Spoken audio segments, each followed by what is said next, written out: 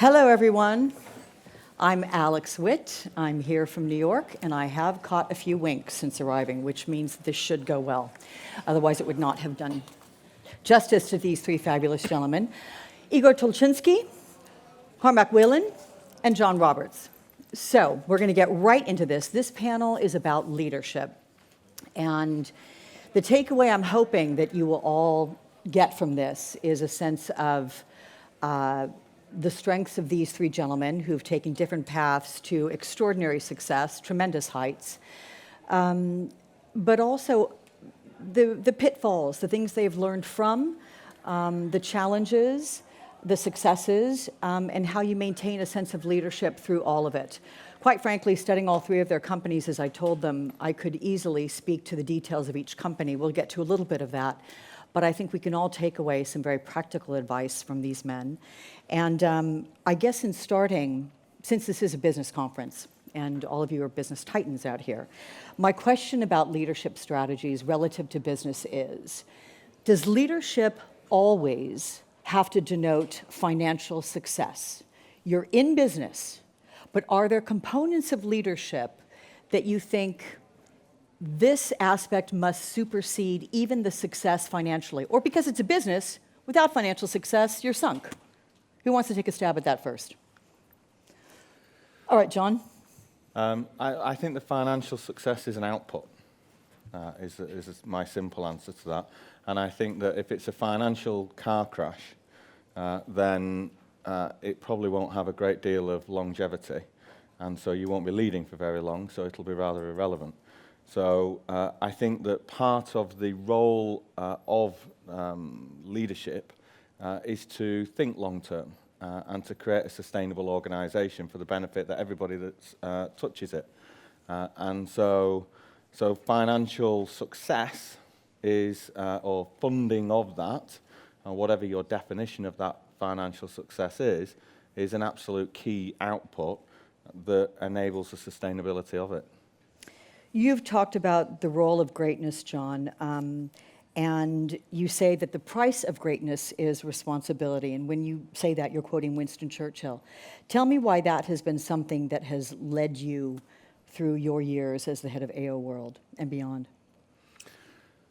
Well, so I don't think that that's something that, well, certainly from a personal perspective, I didn't start out in that way. Can we tell everyone how you started out? Do you guys know the story about how AO began? This is a great story. So just take a minute and say, we're all just going to sit back. I mean, it has something to do with betting. So, on the basis that all the best businesses start in pubs. See. So I always did, and to cut the story very short, I was working in the kitchen industry from being a kid, and I was running the appliance division for a major kitchen retailer, and what I thought was a dysfunctional supply chain. And I had a friend of mine who was a van driver with a degree in quantum mathematics, who had heard of this thing called the internet. And we used to go for a beer, so you can imagine the conversation with a kitchen salesman and a quantum mathematician van driver. And we used to have honourable £1 bets of whatever it was as a topic of betting. And Alan was going on for ages about this thing called the internet, and my contention was that you could flog gear on that thing. And his argument was that actually it's nothing to do with flogging gear. It is all about search. So if I'd taken his advice, we might have invented Google. And because Google didn't even exist, it was Alta Vista in those days. And so that all culminated on Christmas Eve 1999. He bet me the honourable £1 bet that I wouldn't give up my nice, comfortable job and actually start the business.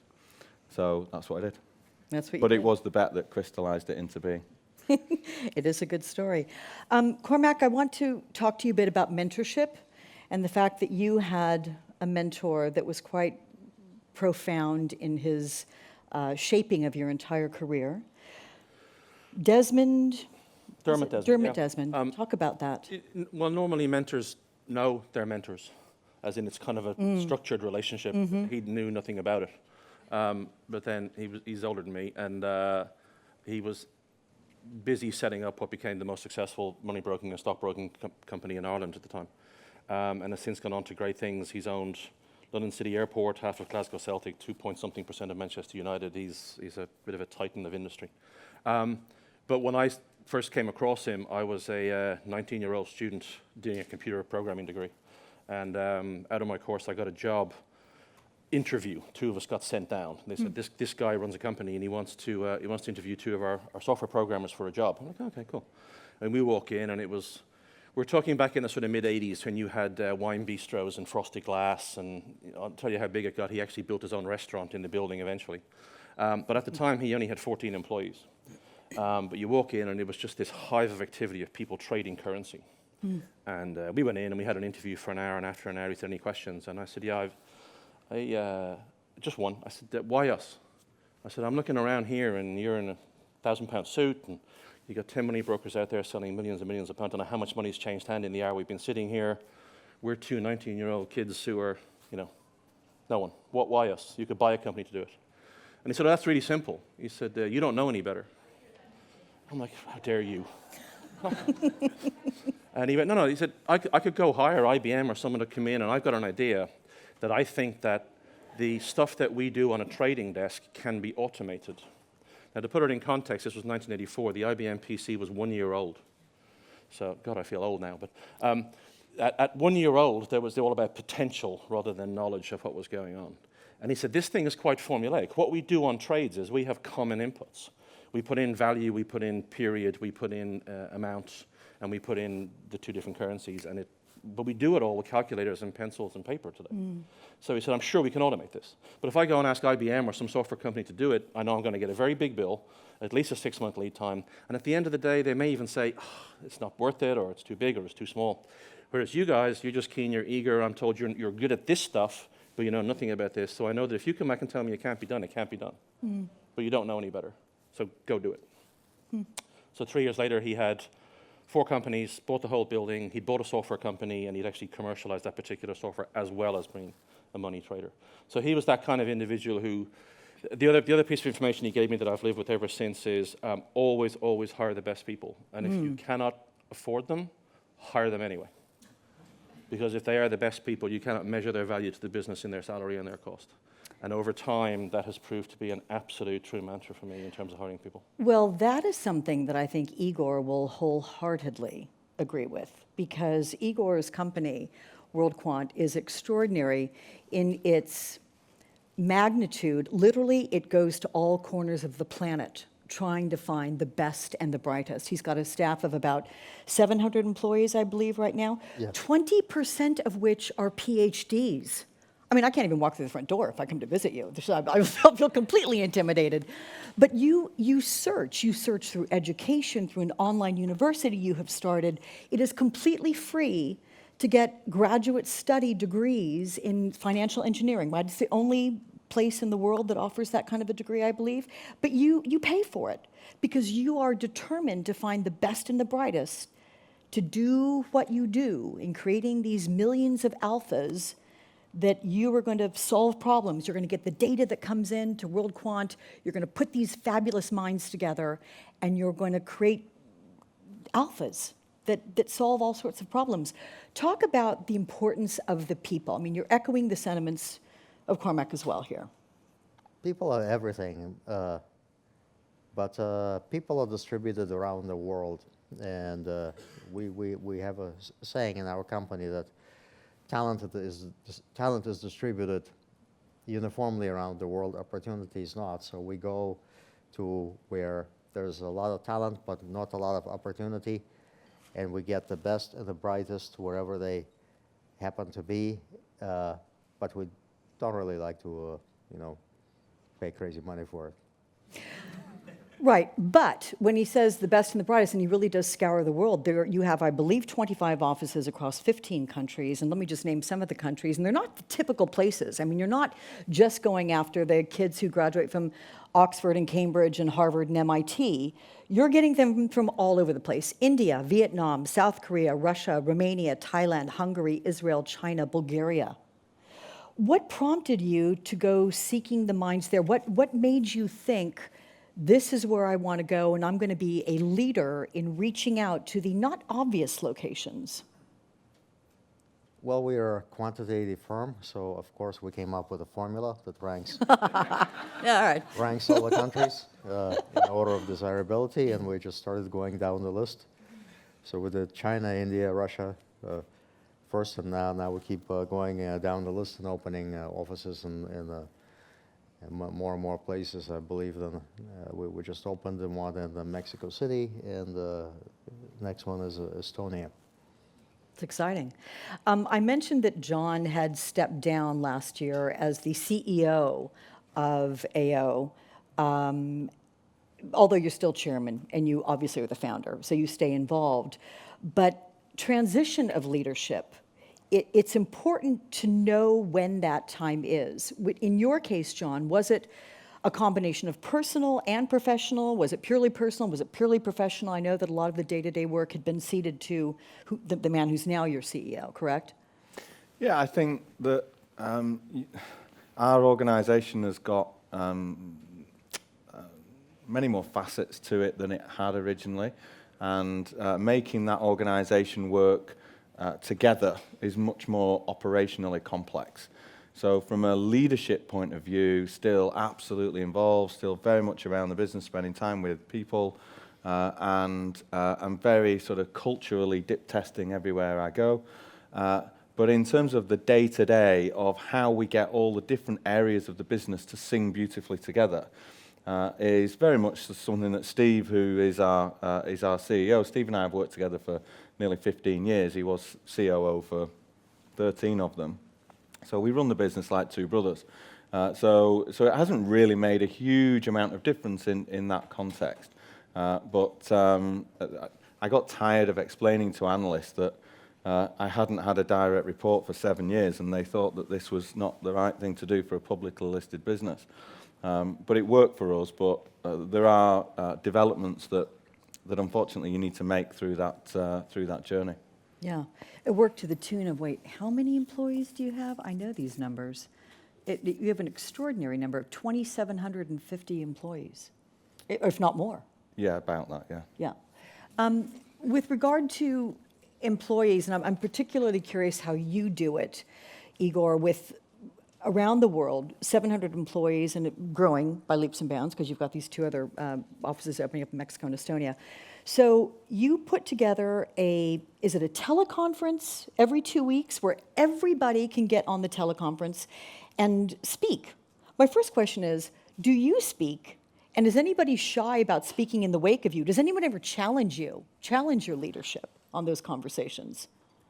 Okay, so yeah, every 2 weeks we all get together on a video conference, and it's about 700 of us, and I do speak.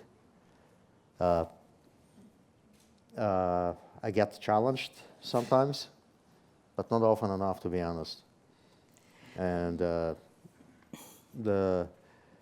when you have 700 people on one forum, you have to have it choreographed somewhat. Otherwise, it's going to be a mess. So it's choreographed, but it's a very good tool for putting everyone together and getting the information flowing and giving the company a sense of cohesion. But the fact that employees of yours can challenge you and you welcome that, is that something that has developed? Because when I read about you and your leadership style, you, by your own admission, say that you began as command and control. This was his baby, command and control. You now describe yourself as an architect and a gardener. So that denotes nurturing. What happened? Well, I don't know. It used to be very simple, in early days. I used to like to fire people, so. Command and control, got that. Command okay. and control. If somebody's doing a good job, great. If somebody's not doing a good job, out you go.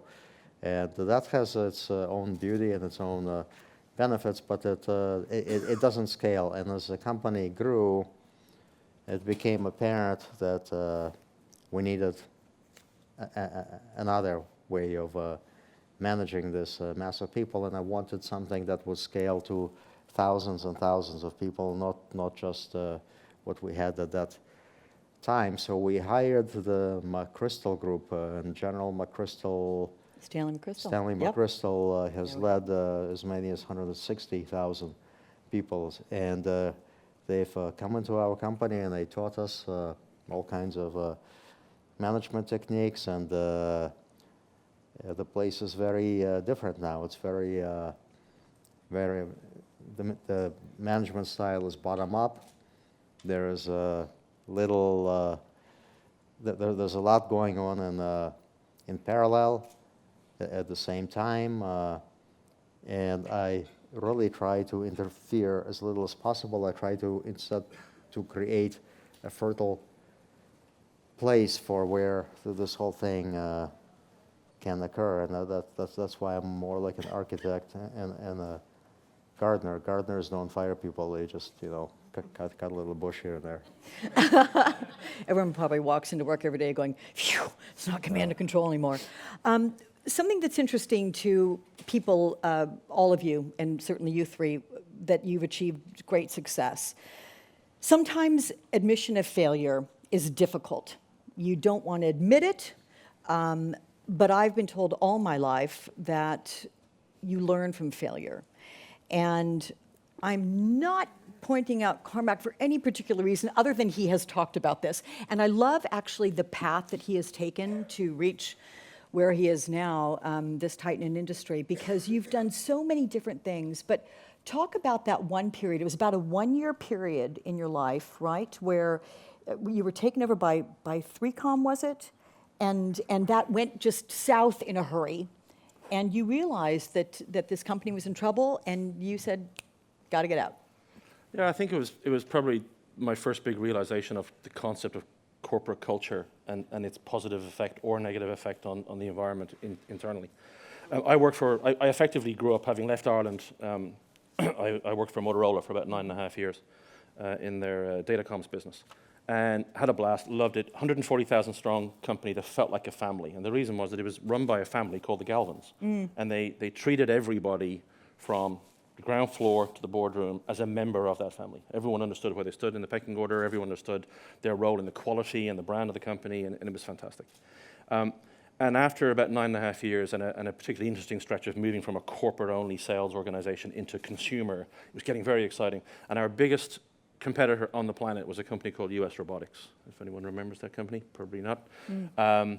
People kept saying, well, US Robotics, so they like space, computer chips? Nope, they made data communication products. The difference was they took the same technology we were selling for £3,500 a box at each end and put it in Dixon shelves for £250. Completely revolutionized the industry. We hated them. Absolutely hated them. Oh my God. So it forced us into buying a company in Alabama, going for high scale production, low cost product, and all the cold consumer stuff that went with it. But actually, a friend of mine left and went to US Robotics. He went to the dark side, and he rang me a year later and he said, you got to come over. This place is buzzing, it's amazing, it's chaos. I'm like, ugh. And I happened to be on holiday in the States, so I went, okay, I'll pop up and say hello, and I'll just get some inside secrets, I'll see what they're like. And I walked out 4 hours later, absolutely buzzing and going, this is an amazing place. Yeah, it's time to change, it's time to go. So I went, joined this company. I've never seen a company with so much energy that came right from the top down. A guy called Casey owned the company, and he still sort of managed to somehow run it with a startup mentality, with energy and speed and turnaround and decision-making and empowerment. In place, I've really seen true empowerment. But a year into the job, 3Com bought the company. And 3Com were this large, this large powerhouse in the LAN, WAN communication space. And they bought it. There's another anecdote for another day as to how actually Casey was going to buy them and actually got them to reverse buy it. But that's a different leadership story. But they bought it. And within 3 months, I knew I had to leave. Because I've never seen an organization come in and completely crush a people culture and an energy culture like they did. The world's leading communications product was a thing called the Sportster. This product that was on Dixon shelves, right? I see a few people nodding. Yeah, awesome product, flew off the shelves, brilliant. So 3Com came in and renamed that product, the best-selling brand in the world, renamed that product to the 3Com US Robotics. Now, when I worked there, no one knew what US Robotics meant. Why were we called that? Were we a space company, whatever? But they took the best-selling brand and crushed it. But most importantly, what they did was they completely took away the whole people aspect of the company. It became about profit. It became about volume. It became about shareholder value. And this is the time when we were talking about high-tech stocks being all about stock price return and employee incentive schemes and all that kind of stuff. So it became about money. And they completely lost that personal touch of the whole thing. Which goes back to my first question, a little bit of that. Anyway, I'm sorry I interrupted. No, but that's the point, is if you damage the people, agenda, whatever you want to call it, environment type stuff, at your peril. But what's interesting, you went from this big corporate structure, and then you started your own company, right? You did consulting. Is that what you did immediately thereafter? And No, I am. Actually, when I left there, a friend of mine said, I said, you know what, I've been doing this tech thing for over a decade now. I'm about to have a daughter. I don't know what I want to do. And he said, well, look, I got a customer who's looking for a sales and marketing director. You should go talk to them. I'm like, ugh. And I said, look, it's 15 minutes from your house, and it backs onto the hospital where your daughter's about to be born. So just, I'm like, okay, fair enough. So I've been traveling around the world doing some stuff. So this felt like a sort of easy gig to go do this. It was a small little company, had 37 employees. And it was a company called A&S Communications, which was owned by America Online. So America Online had their own big network in the US, but they used other people's network in the rest of the world. And they decided they were going to go into Europe and they're going to build a network in the UK and expand. So I joined this small little company, had a blast. This guy's got second rounds of funding. We had some money. We could play golf. We could entertain customers. It was like, ooh, brilliant. Within 3 years, we had gone through 4 M&A activities, culminating in being part of UUNet, which was owned by WorldCom as the world's largest ISP at the time. So I did all that. Then I went and did a whole gig at BT for a long time. And then eventually I really did go, okay, I've had enough of this tech. It's now been 2 decades. So I just took a year out. I just decided I was going to do some consulting. Or I was just going to take a year out and do something. And the only 2 rules I made was I was not going to work with a tech company and I was not going to work with a big company. And so I did a lot of consultancy thinking I can bring some corporate strategy, culture, marketing, sales activity to small to medium companies, not in the tech space, but who wanted to grow. But you're describing something that seems very well thought out. And sometimes when it comes to making changes like this in life, you're having to think outside the box. Because you had created a pretty substantive box for yourself, and you were stepping out. I mean, aside from the woohoo factor of being able to play golf and go out and be near the hospital where your daughter would be born, thinking outside the box in leadership, is that something to be embraced? John, I'll ask you that. Or is it something that there's risk, obviously, with that as well? I mean, how do you find that balance so that you can be progressive, grow, and yet not take the kind of risk that will imperil the lives of all of your employees, your business, everything you've worked for? How do you make that decision? Well, I think risk makes you feel very alive. And if you're not taking risk and if you're not making mistakes, you're not trying hard enough. And to try and push those boundaries, and to one of my phrases internally is that true achievement is realized through the efforts of others. And but how do you inspire others? How do you get people to stretch? And generally, the bigger businesses get, the less ambitious they tend to get. Right. And so, particularly from a city point of view, missing your numbers is a cardinal sin. And so people stop dreaming about things. And actually what we want to do is we want people to dream and we want people to take risks. We don't want people to bet the farm on absolutely every decision, but we want them to dream big. We want them to think about step change, not just iterate necessarily what they're doing. How do they think fundamentally different about whatever it is? And the more people that we can get doing that, then the more you can accelerate things. But I think that then it's also dangerous, so you need a mix of everybody. And so to have everybody in the business thinking like that would be absolute chaos. But by the same token, one of my favorite things is just walking around the business and actually having meetings with people while you walk around, rather than sitting in a meeting room. So 4 walls rarely teach you anything. And asking people questions as you go, and whatever. One of my favorite questions is, what do you do, whoever it is? What do you do that's stupid? What do we as an organization do that's stupid? And I have a little thing that I keep of what people have told me on those things. Are they honest with you? Yeah, dead honest, dead honest. That's great. So we will then change those things. But actually, what you end up, we call it gold at your feet. There was a great phrase that somebody used, which was a guy that had worked for a company for his whole life, and he was retiring, and he said, you know, for 50 years you've paid for my hands, and you could have had my brain for free. So just get people to open their brains up and open their mouths up, and if you can get everybody in the business thinking about thousands of little things as well, of what do they do that's stupid, well, either stop doing it, or find a way to stop doing it, or think about how we can do it better. You can create really exponential change, either with the people doing step change stuff at the top, but actually you can do amazing things as well with everybody in the business just being intolerant of doing stupid things and caring enough to think about what they do. Yeah, that's brilliant to go around. In terms of doing a lot of things at once, clearly the numbers crunching, all the data that's coming in, the millions of bits of information that are coming in to try and create these alphas. I'm trying to even envision, Igor, how often is an alpha created? I mean, there must be a lot of trial and error, right, to come up with these perfect alphas that will give you a formulaic definition of how to move forward, how to potentially invest the money, use this algorithm, but alpha.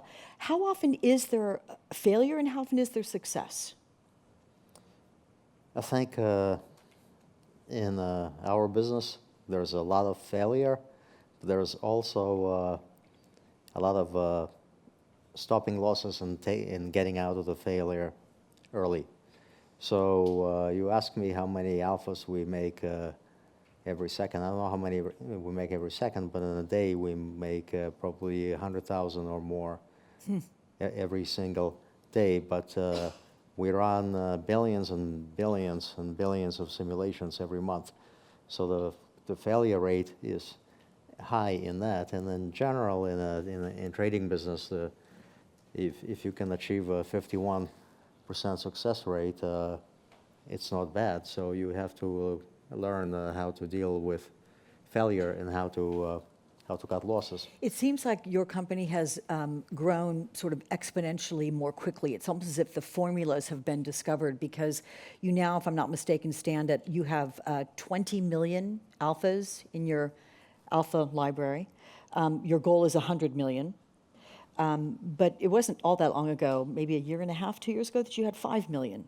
That's so true. How did that, what did you do to inspire that? Was it hiring more people, or was it figuring out a certain formula or a workplace environment that allowed people to be more successful at creating these alphas?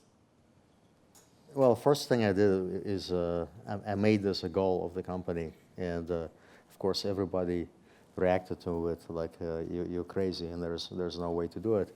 But then people go around and they figure things out, and here we are, well on the way to doing that. I think in an exponentially growing and changing world, your next goal has to look crazy, or it's not an exponential goal. Big goals, we should say, from World Quant, and I want to highlight one of them, which I think can affect every single person in this room on a very personal level, and that is the work that you're doing with Weill Cornell. And you are determined to create alphas that will be able to identify people at risk for cancer, that will be able to identify successful treatments for them, that will be able to look at the spread of disease, plague, pestilence around the globe and arrest it, like find these things. I don't know if there's any bigger goal ever that I've read about to be articulated when you really think about it. In terms of leadership, how did you think about that and think, oh yeah, I can make this work? I mean, because it's huge, Igor. Well, one time I was invited to Weill Cornell Medical School to take a look at their lab, and I walked inside the lab and I thought, boy, this looks just just like our lab. It's a bunch of computers crunching numbers, and they're looking for things. I wonder if we can take what we have come up with in our asset management business and apply it to all these interesting problems. And the answer seems to be a resounding yes. There are lots of very interesting things out there that need to be predicted. There's tons of data generated in the healthcare industry. The cost of sequencing is falling down super exponentially. Just all the stars are lining up for great things to happen, and alphas are our Being way of creative. doing it. So you're literally sending some of your quants, your employees, they're scientists, and you're sending them there, and it's just a gift that you're giving them to try to put all these great minds together. Yeah, it's a gift, but it's not a financial gift per se. It's like an intellectual gift that we're giving. So we donate the time of our researchers, and we do it both ways. We take some of their researchers and they come to us. Sometimes they return, sometimes they don't. John's doing something that's pretty cool, and you've now divided up some of your time since you're not totally consumed with AL World right now, and you're able to work in a project that's benefiting kids from the ground up, in sports, in different kinds of talents and development. Talk about that and why that is something that you feel falls under the umbrella of good leadership. Well, we're not too far from Westminster, are we? So I think if we left the leadership of the major problems that we face to all the politicians across the world, then I don't think we'd be in a fantastic place. Yeah. And so I think it is it's incumbent upon anybody that is in a position to help to actually do something. So rather than give, to actually do. And I think if society at large engaged more in doing and making a difference, rather than necessarily money is unquestionably required. But you can convene people to make a difference, to do things, and it's actually a relatively small percentage of the population that actually give of themselves rather than give financially. So I think that's something I've preached for some time. We encourage people right across our business to do that, and so I decided to take on the role of chairing an organisation called Onside Youth Zones, which is building youth clubs for broadly underprivileged kids. They're open to all kids, but it's broadly, we build them in the toughest areas, and it's about levelling the playing field of opportunity. So a bit back to the point that Igor made, which is that talent is evenly dispersed and opportunities aren't. And I think that everybody deserves the opportunity in life, and what they choose to do with it is up to them. So we build a facility, and we convene all the community, the business community, the local council, and there's every activity that a kid could possibly want to do in there, from boxing to arts and crafts to dressmaking to playing football to playing basketball to recording an album. There's a full music studio in there. There's a dance studio in there. There's an enterprise zone. 87% of the kids get a job or employment or training, and so they make a significant difference in the communities in which they operate, because I find it's very rare that positivity fills a void. So get rid of the void and create something positive for them to do, and the stats speak for themselves. You know, antisocial behaviour crime in the areas that we build them drop by 50% within 4 weeks of opening them. It's not rocket science, is it? We're giving them something really positive to do. So an ASBO is not a very positive thing to give somebody, and they have a fantastic impact. And as ever with these things, whether it's, I always say a mentor gets as much out of the process, if they know about it. A mentor gets as much out of the process, if not more, than a mentee does. And I think engaged giving, I think you get a huge amount out of it. Certainly it enriched my life and everybody that's involved in our business that's engaged with it, and everybody hopefully that more broadly is engaged with it. And there's hundreds of thousands of kids' lives that will be forever different as a result of it. And so whatever it is, my message that I always say is that everybody has something to give. It might be an hour a week to be a mentor for a kid that might transform somebody's life. Everybody's got something to give, and I think everybody should have a good look in the mirror to say, what do I actually do? And if the answer isn't one that makes your mum proud, then you probably need to do something about that. And that's individual to what it is for anybody. And in terms of giving back, Igor you have an interesting philosophy. It's something like for every one person you take into your company, you want to give back to. And this is something you've developed through the education, through the World Quant University, of which, by the way, again, this is free tuition. He underwrites it. I think it's 51% of your students who do this online are from sub-Saharan Africa. I mean, again, you're not just appealing to those typical places that one would assume, but that you're giving back. Talk about how that works. What's the calculus there? You bring one in and you need to give two back. Why are you giving back to the world that way? Yeah, well, it's just based on my personal feelings that when you take, you should give, and you should give more than you take. And if you do that, you're on a positive path. So we have something called the brilliance cycle, and that's what you described. That for every person we take in, we want to produce several people that we expose to the world, and World Quant University is that vehicle. It has 2,200 students right now, so it'll be putting a lot of talent out there, and we actually cannot hire them, so it's not for us. Mm-hmm. You do hire, though, you have a competition as well. I know you've hired at least the intern level or part-time consulting level with the kids who compete in the World Quant competition.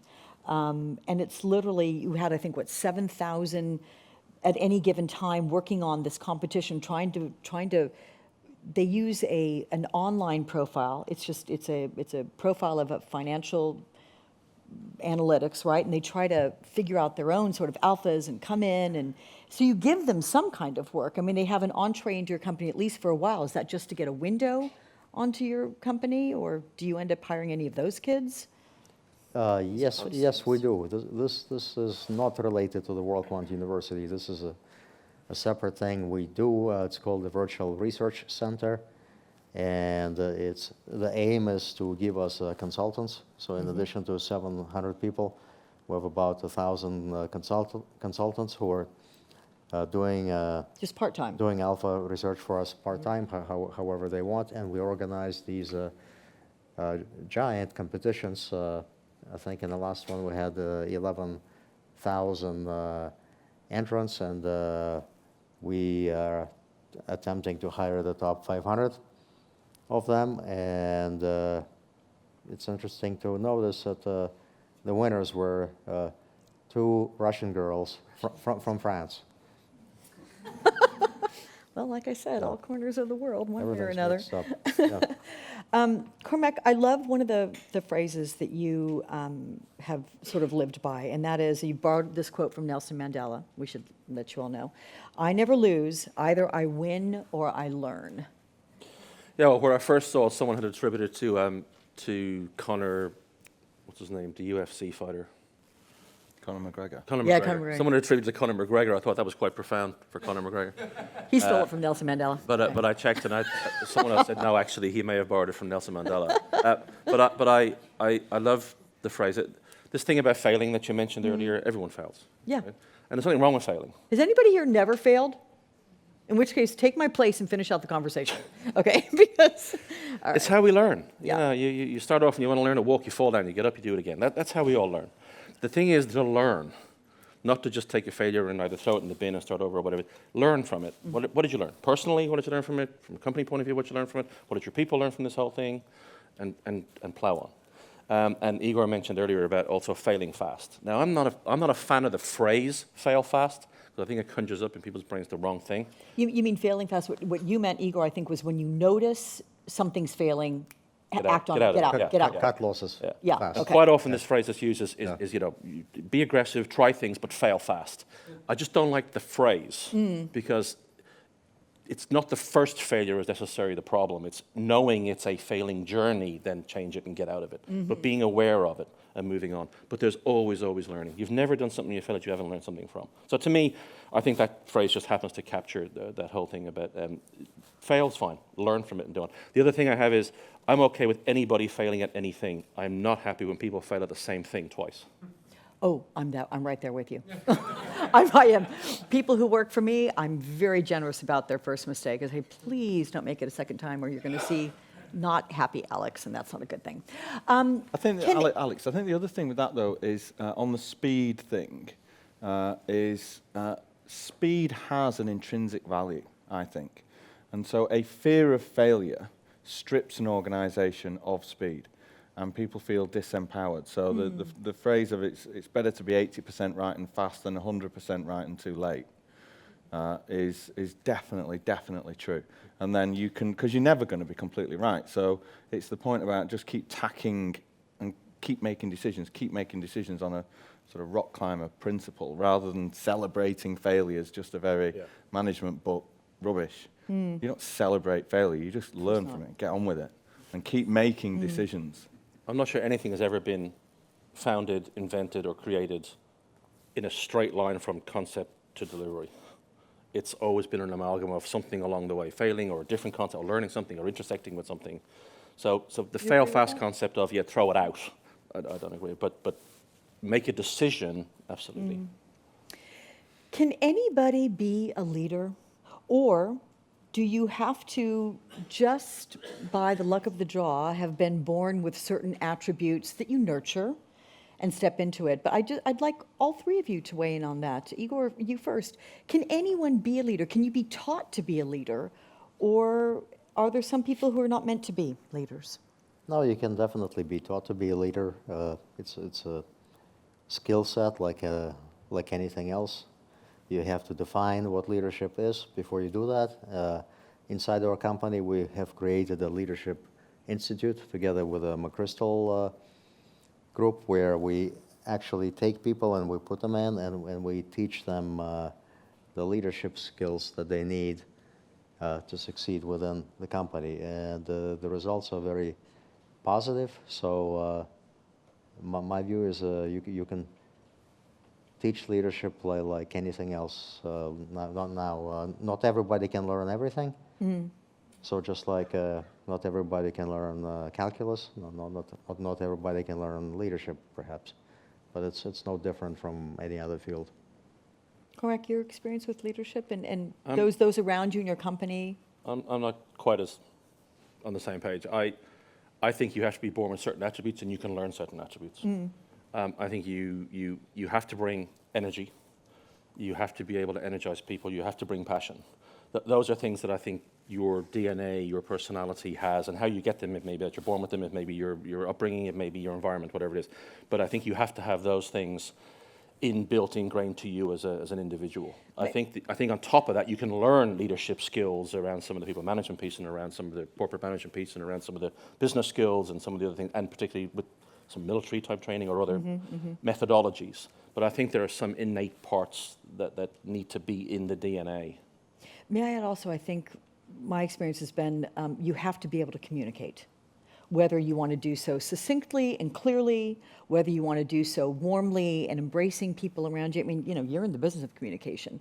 So I should think that communication is absolutely key for leadership. It is. I think you can learn to communicate better. Yes. Assuming you have basic communication skills and can use words reasonably well.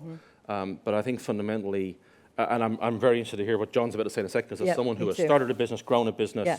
made massive success, and then gone on to do what he's just described in terms of the Right. non-business piece, Right. that's a whole different type of leadership thing. And I'd like to know And whether he thinks he was recognizing the born with it, timing. or Yeah. stumbled on it, or invented it. So I don't know. So I think it's. I think you need. I think it's like anything else. I always think about Roger Federer in this context, that because he makes playing tennis look so easy, but boy, he doesn't half work hard, and so it depends how committed you are to doing anything. We were at the dinner last night, and there was a guy called Johan on our table who's climbed X number of peaks and ridden across the world on a bike, and any challenge he's ever set, he's just gone and done. And so I think if you are absolutely committed to doing something, you can train yourself with that level of commitment you can teach yourself to have that energy. And everybody does it. You know, there'll be a moment when you go, you're doing something that you just don't want to do, and you take a deep breath, and you're on stage, quite literally. Not that I don't want to be here, but Thanks. so no. John. What I mean is, as a leader, you are on stage all the time. When you're around the business, a fish rots from the head. People are watching how you behave. Your behaviour matters, and so you can become ever more conscious of that, and so you can work harder and harder and harder. But if I was to start working really hard at playing tennis, I don't think it'd ever be as good as Roger Federer. So I think some people are more natural at certain things than others, but everybody has a slightly different style, and that's what makes the world great. And actually, on that point, so I think it's interesting going back to what Igor was saying about command and control. The one thing I would say on leadership as well is that I think we're all in a very similar place on what leadership looks like. So it might have been more interesting to have Igor back in the old days from the panel's perspective, because actually that isn't necessarily wrong. Yeah. So, you know, I know people that run command and control businesses that make hundreds of millions. And that works for them. And I'm thinking of one in particular, but it doesn't matter. They've got a great culture in their business, but boy, everybody knows the rules. And that works for them. So what I always say to people is the way I think about leadership isn't necessarily right, and the way that they think about leadership isn't necessarily right. But what we do works for us, and what they do works for them. I think what's really dangerous is when people start crossing from one to the other. Sort of to thine own self be true, know what you're about, because one thing's for certain, the most difficult place in any battle is stood in the middle of the battlefield. Because you obviously get shot from both sides. That's right. So I think you really have to be honest with yourself, and you can read all the books in the world, but they may not change fundamentally how you are going to go and do your style of living life or leadership or whatever it might be. I'm going to ask each gentleman one more question, and we'll have a few minutes, very few, for questions from you. If anyone has something, you're welcome to ask. But I'm going to start with you, Igor, and ask who is the person that you admire most for leadership skills? And I know, on a personal note, the answer may be your father and what he taught you when he said, never give up, and that you have kept with you always. Is that the person you admire most, that you think you may have gotten everything from when you developed your own leadership skills, or are there others? You know, I've had a lot of mentors throughout my life, and I like mentors, but if I have to pick one person, I would pick my father, because not quitting when things get hard and always finishing what you start is a very powerful concept. Your father did a lot. He brought your family over to New York, and you struggled, and who knew that you would have this vision and create so much and make him certainly proud, no doubt. Cormac, you? I don't know that I have any one.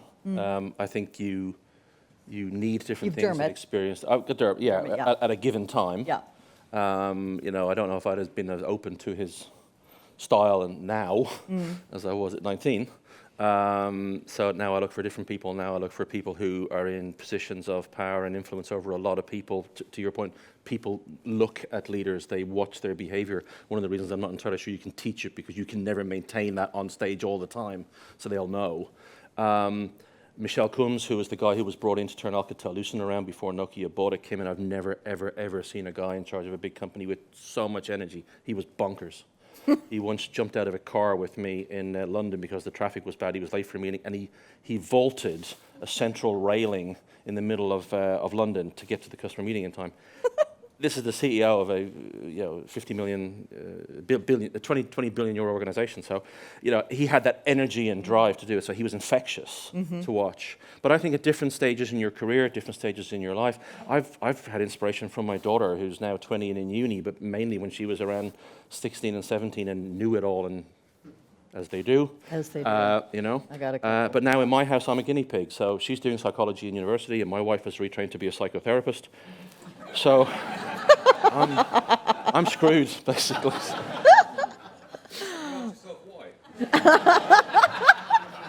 Yeah, I've asked myself what I need to go redo now.